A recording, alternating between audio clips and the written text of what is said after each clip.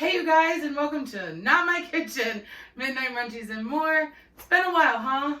Been a little bit of time there. I'm in a different place, as you can see. Hair's growing back. This is what I look like now. I don't know if you knew, but I was wearing wigs in some of my last videos because I shaved my head last November. So now we're getting some curls back. Since I last saw you, got vaccinated. I hope you did too. If you didn't, go do that. Don't be dumb. What else? At my mom's currently, temporarily, so we can find a place to rent. Stupid housing market. Stupid landlord sold our house that we were renting. Yeah, that's what I've been up to. What have you been up to? Tell me what's going on in your life. So today we're going to be making vegan cheeseburger in a blanket. So we're going to try out some new products while we're at it. And let's just jump right in. The first thing I want to do is I want to make our sauce that we're going to be dipping it in. So we're going to make like a Big Mac sauce, animal style sauce, basically a Thousand Island. You know what I'm saying? So we're going to start with some vegan mayo. I like my vegan mayo that I make, but let's be honest, we're all lazy. So sometimes I use Hellman's vegan. This is it. Boom. And am I upside down? No, I don't think I'm upside down. Listen, bear with me. So we're going to start with a half a cup of the vegan mayo. And then we're going to add a half a cup of ketchup. We're also going to add about 3 tablespoons of sweet relish and like half a teaspoon to a teaspoon of like a Dijon, like a stone ground, like a legit mustard, you know what I'm saying? And then we're going to do a teaspoon of vinegar. Normally I do white. I only have apple cider. Who gives a shit?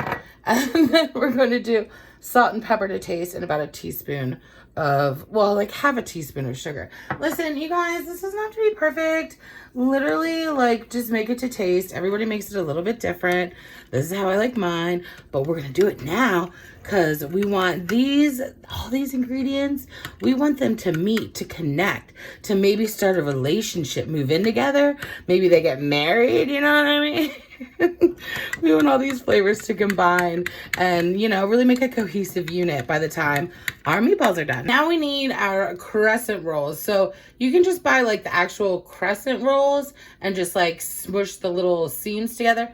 But they actually also have the dough sheet.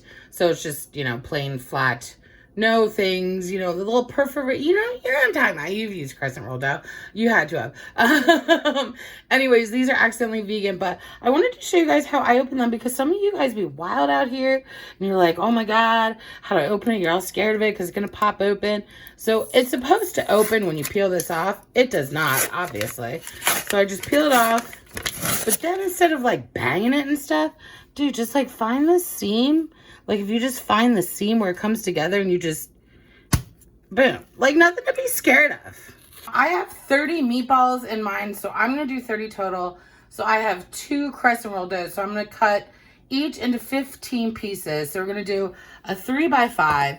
I like to use a pizza cutter. I find it to be a lot easier than trying to do a knife. So we got 3x5. If you have more in yours, like don't hesitate to like adjust, Y'all know how much I love Follow Your Heart. So I've never tried their cheddar shreds. And I found these at Lidl's. And you guys, I'm so freaking excited. So I'm going to put some of these down first. Also at Lidl, I found these vegan meatballs that I did not know they existed there.